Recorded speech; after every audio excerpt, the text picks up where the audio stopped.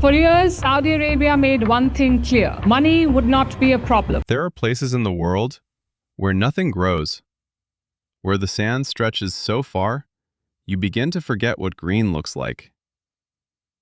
And in these empty places, humans have always asked the same question: what if we could make it different?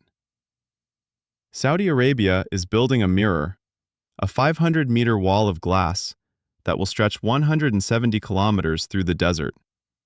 They're calling it the Line.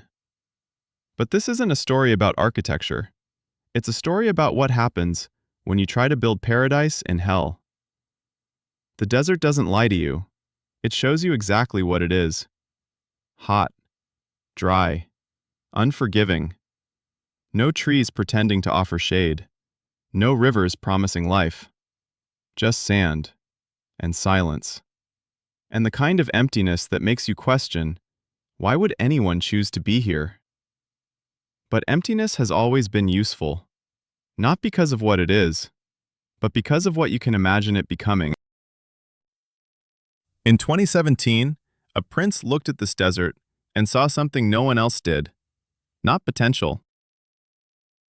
Inevitability. Think about the cities you know, the traffic that steals hours from your life, the pollution you breathe without thinking, the distance between where you live and where you actually want to be. Now imagine a city where none of that exists. No cars, no carbon, everything you need within a 5-minute walk. Sounds impossible. That's because it is.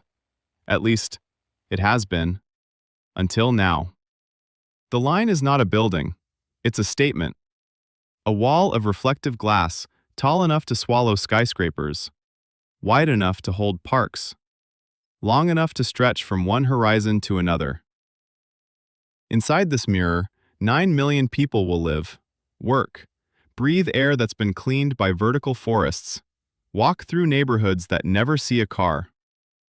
3 levels, 3 different ways of moving through space. The top level is for living. Pedestrian paths, green spaces, the kind of slowness cities forgot how to create. The middle level is for commerce. Shops without parking lots, services without drive-thrus, human scale. The bottom level is pure speed. High-speed rail running the entire length, 20 minutes to cross what would take hours anywhere else. They're calling it zero-gravity urbanism, movement in 3 dimensions, up, down, across. As if gravity was just another rule that didn't apply here. But the Line isn't alone, it's part of something bigger. NEOM, a collection of structures that sound like science fiction, because they are. Oxagon, a floating city on the Red Sea, half on land, half on water, powered entirely by hydrogen. Imagine a port city that produces no emissions, where ships dock next to research facilities, where the ocean isn't something to exploit, but something to live with. Then there's Trojena, a mountain resort, built into peaks 2,000 meters high, skiing in the desert, music festivals in the mountains, a climate that changes with the seasons because they'll make it change. And finally, the Line, the spine, the statement, the structure that ties it all together. Together, these 3 projects form something unprecedented, not just a city, an ecosystem, a vision of what happens when money meets ambition and refuses to hear the word impossible. But here's what the renderings don't show you. The Line will cost $1 trillion, maybe more. To put that in perspective, that's more than the GDP of most countries, more than Apple's market value, more than the entire cost of the Apollo program, adjusted for inflation. And it's being built in a place where summer temperatures reach 50 degrees Celsius, where water doesn't exist naturally. Where every brick, every beam, every ounce of soil has to be brought in from somewhere else. This isn't construction, it's terraforming. And no one has ever done this before. Let's talk about what they're not saying. The line is supposed to house 9 million people. But right now, those people don't exist. Saudi Arabia's population is 35 million. Most live in Riyadh, Jeddah, Mecca. Cities with history, with family, with reasons to stay. So who fills the line? Expats probably. Workers from South Asia, Africa, Southeast Asia. People looking for opportunity. People willing to live in an experiment. But will they stay? Will they call it home? Or will the line become the world's most expensive ghost town? Then there's the environmental question. Yes, it will run on renewable energy. But building it? The concrete alone will produce millions of tons of carbon.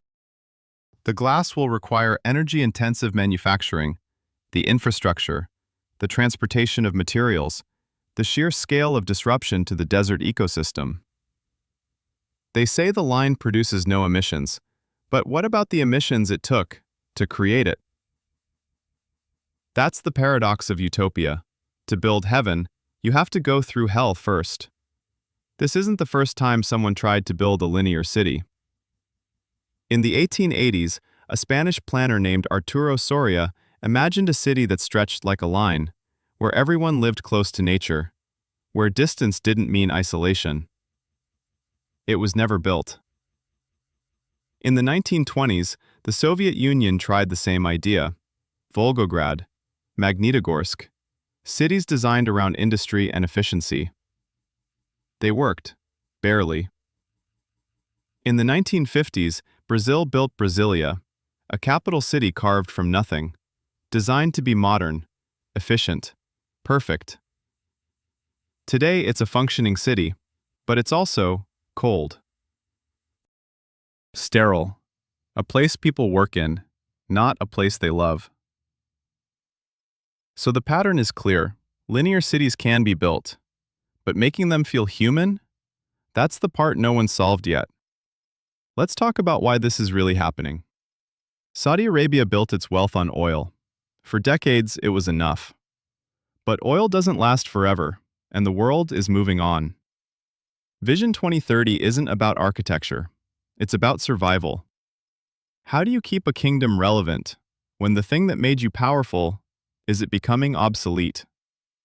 You build something no one else can. You turn sand into a destination, emptiness into opportunity. Look at Dubai. 20 years ago, it was nothing. Now it's a global symbol of luxury. The Saudis watched, learned, and now they're building something that will make Dubai look small. But there's another reason. Saudi Arabia's population is growing, fast. By 2030, 50 million people. More people means more jobs. More jobs means more infrastructure. The line isn't just a city, it's an employment project. 380,000 jobs, an entire generation given a purpose. Whether it works or not, it solves a problem they can't ignore. Imagine being the engineer who has to make this work. A 500-meter-tall glass structure, in a desert, where sandstorms can strip paint from metal. How do you keep it clean? How do you cool it? How do you keep 9 million people from cooking inside a greenhouse? These aren't theoretical questions, they're life or death engineering problems. And no one has answers yet, because no one has tried. That's both the beauty and the terror of the line. It's being invented as it's being built. Here's the truth about the line. It might work. It might become the blueprint for future cities, a model of sustainability, a proof that we can live differently. Or it might fail, spectacularly, a trillion-dollar monument to hubris, a mirror in the sand, reflecting nothing but our own ambition. But either way, it tells us something important. The future isn't something that happens to us. It's something we choose to build, even when it's impossible, especially when it's impossible. The line is a bet, not on technology, not on money, on belief. That emptiness can become something, that deserts can bloom, those walls of glass can somehow feel like home. Whether that belief is justified, we'll know soon enough. Because in the desert, there's nowhere to hide. Not from the heat, not from the sand, and not from the truth. They want you to believe the future is inevitable, that progress always looks like glass towers, that bigger always means better. But before you go, hit that subscribe button. Because we don't just cover mega projects. We ask the questions the renderings don't answer. From the carbon cost of green cities, to the workers who build dreams they'll never afford to live in, to the difference between vision and reality. This channel exists for one reason, to show you what's being built and what's being buried. So hit like, tap subscribe, and join the thousands who already know. The future isn't built in boardrooms. It's built in deserts, by people whose names will never appear in the press release. And their story deserves to be told too.